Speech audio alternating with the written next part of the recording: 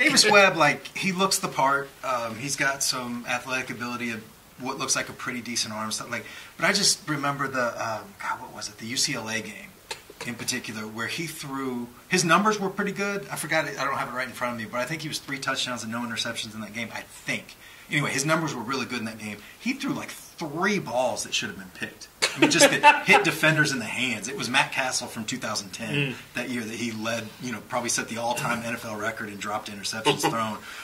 But two other quick points, and we can get back to Davis Webb, because I'm more interested in what you think about him. But one, when we're talking about trading up, this draft is said to have a huge, deep, sort of middle of the first-round class, right? So it's possible that what you would have to trade to get up to 14 may be somewhat similar to what you'd have to trade to get up to like 21 or 22, right? Like if teams are valuing those picks, sort of similarly, maybe that changes the math a little bit. One other point I want to make, because we haven't mentioned Mitch Trubisky at all, but just Mitchell Trubisky. Yeah, the reason we haven't done that is because it's impossible. He's going to be gone. Do you like? Who likes Trubisky? I like him like as a talent or whatever, but I'm terrified of the 13 games thing. Like he started 13 games, right? I saw his Gruden camp. I didn't miss it. You saw it. All right. Enough said. What about Dobbs? Who saw Dobbs? Just on TV a few times. Yeah, just on TV. Come on, Sam. Let me hear it, Sam. I mean, he's talented, but like, haven't we done that? Haven't we seen these middle draft, fourth, fifth kind of round guys? Really athletic guy, live arm, look good on the hoof. Just nothing looks like it's coming easy. He said that. There's nothing. Can you go back to good on the hoof? Yeah, what does that mean? I haven't heard that one before. What does that mean? I remember the Meat on the Hoof book about Texas football. It's just when you see him doing stuff, basically. When you see him, like a horse, when he's on the hoof, when he's running, you see him doing stuff. It's looking good, working out. That's basically. great. I'm going with that. Yeah, that's part of the lexicon now. Look, down. We're going with it. Right there with just like card-carrying coward. Yeah. All-day sucker. Take that one. But yeah, Dobbs is a guy, just nothing never really looks easy for him. He's thinking too much. And at some point, either you can play the position or you can't. Mm-hmm. So you wonder a little bit if it was part of the offense he was in, because this was an offense that didn't identify their best running back. I don't know if I'm exactly, and I don't know if I'm ever going to believe that there was a point in where Peterman wasn't like the better quarterback, but I can see Dobbs and see how a coach could be like, man, in practice, you're like, oh boy, look at the gun, look at the athleticism, we're going to start this guy, and by senior year, boy, we're going to have something, right? Whereas Peterman, obviously the ceiling's lower. So I can see how that could happen, but I do think Peterman's a superior quarterback. As far as another mid-round option to keep an eye on here, Kaya from Miami. I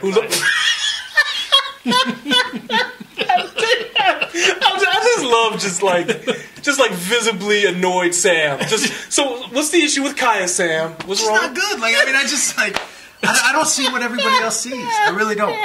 Like with these other guys, I'm telling you, like Davis Webb, I can see like what people, athleticism, all that stuff. But with Kaya, I'm just. I don't know. What sound does eyes rolling make? Something like wah wah. Like you talk about Kaya. I'm not a Kaya guy. Yeah. So he's definitely going to be a Chief. Did you roll your eyes? And I put a 4th round grade on him, so I know he'll be like their 2nd round pick or something. I'm really looking forward to the Davis Webb selection at the end of the 1st round. This is a draft novice question. And then I can't wait to get the questions from the radio host. Well, Terez, you put a 6'6" on him, so what? I'm like, all right, so go ahead. There's no scenario where they take 2 quarterbacks, is there? Maybe. They got 10 picks. There's some guys at the end. If C.J. Beathard's there in the 7th round, he's another guy that's called plays before and has run pro style. And hey, God bless him, can actually take a snap from under center. Just like Peterman.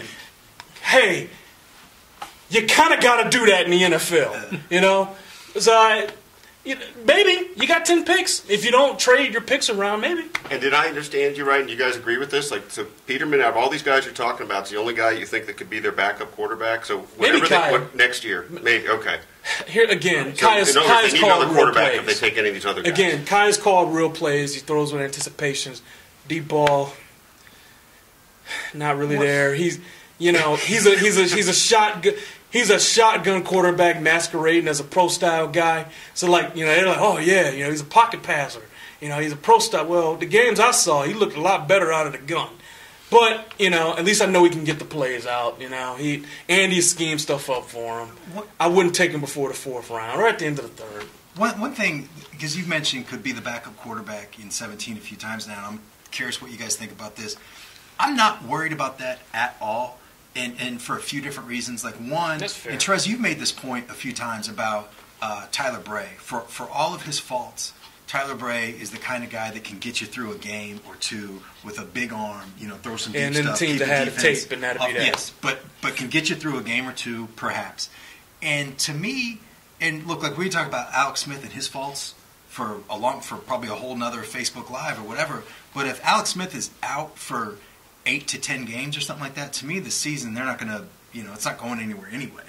So I'm not worried about that. And I don't think Nathan Peterman or anybody else is going to come in and save the season and have them win in the playoffs without Alex Smith. So I'm not as worried about that. So if anything, you get a higher draft pick next year. So it sounds like we're a little split on the quarterback. Sam, you want to be aggressive. Yes. Get Kaiser. I'm sorry. Definitely Kaiser. You want to get Watson or Mahomes. Yeah. You just want to surrender the picks and be done with it, right? Yep. You got me kind of sold on Peterman. I don't know why. It's kind of conservative. I want the picks in the red shirt. Give me the best players available to put around Alex. Yeah. I'm trying to win the Super Bowl this year. Your rookie quarterback not doing it. So, I want to win the Super Bowl this year if I'm a Chiefs fan. I still have faith that if you put enough around Alex with this intense heat we've been putting on him to throw downfield more and not miss open guys, maybe he can get it. That's your best chance if you want to win a Super Bowl in 2017, to be honest. Where are you at? Well, then, all right, then what do they need to do? Who is the most at what position could the Chiefs draft? This is why this is the 18. At what position could the Chiefs draft How great was that would contribute to the team right away toward a Super Bowl path? The next thing we're going to talk about is that. What are those positions, right? So I think running back, you can upgrade there. Yeah. You put a game plan in your running back with Alex Smith, offense can take another level, right? Even though while you would still have Spencer and Sarkandrick to let them do stuff. Okay.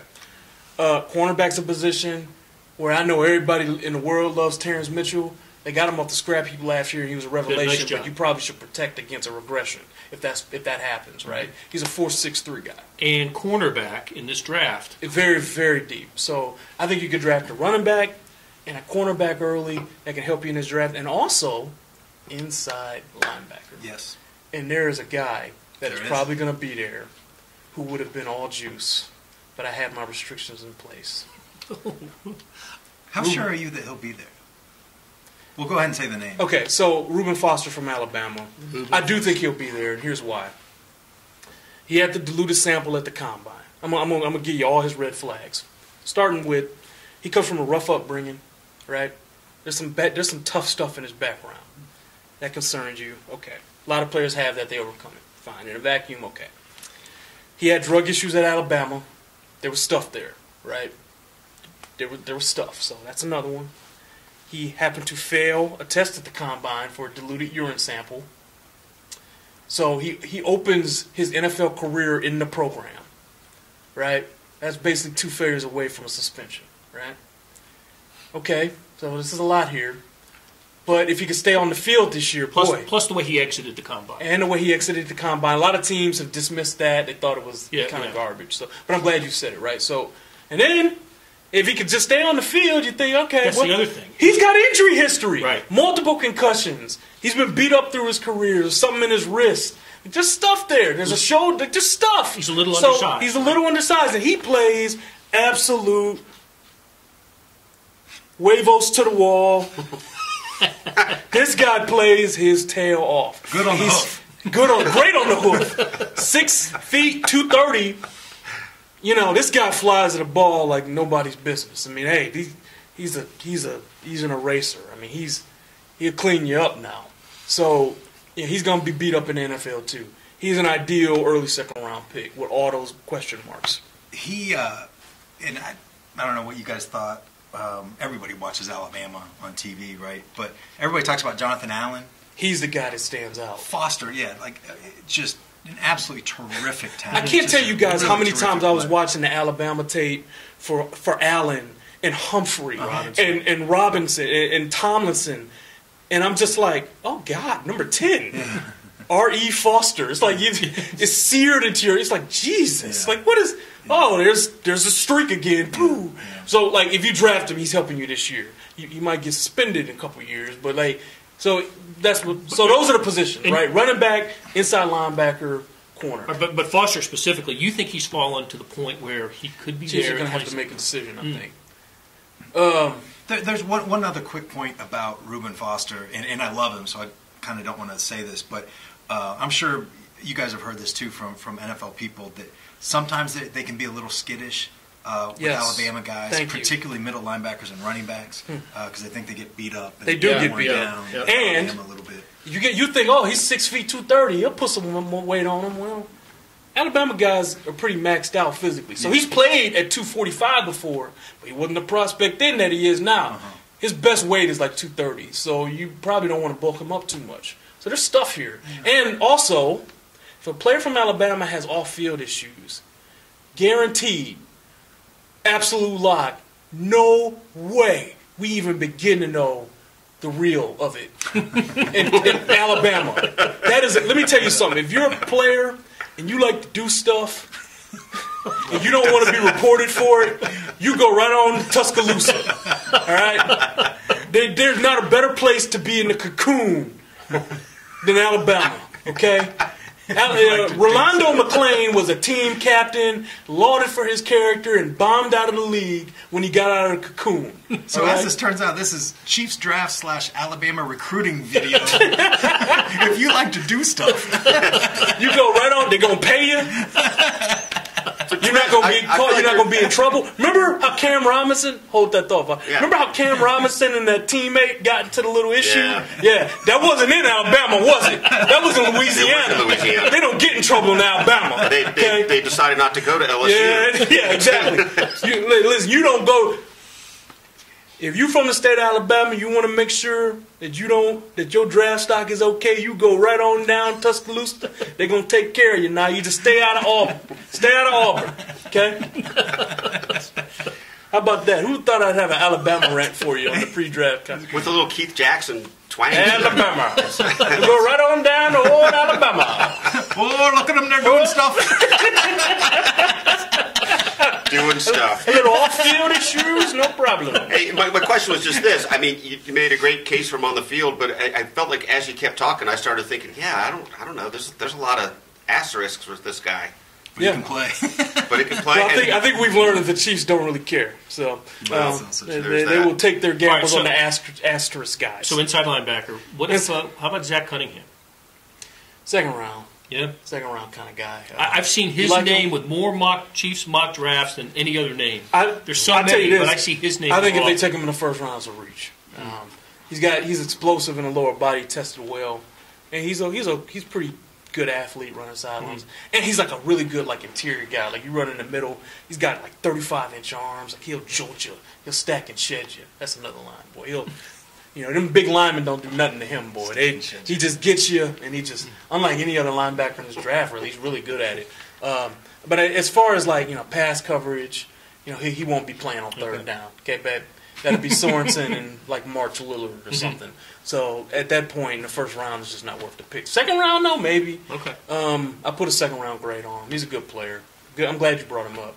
Another guy, Gerard Davis, who's got some alpha in him. Yeah. Really good athlete. Seen his name too, especially with really good athlete. Like a really good athlete. Sideline to sideline guy. Got some alpha tendencies. His LSU tape for 2015 was bad. Really bad. You guys knew that, didn't you? Just the middle of 2015. Just the first half, I think. Really bad, and I'm like, oh God, this is the guy they're talking about. But he got a lot better as a first-round kind of talent. His 2016 tape was a lot better. Yeah. Terez, quick question again. I love asking you questions. I agree. Yeah. Just ride with it. If Dorsey and his staff did 60,000 hours, what do we think? What do we think you got in? Enough, like Dorsey said. Enough. Too many. Yeah, Too many. Yeah, as opposed too many to by the jokes being told here.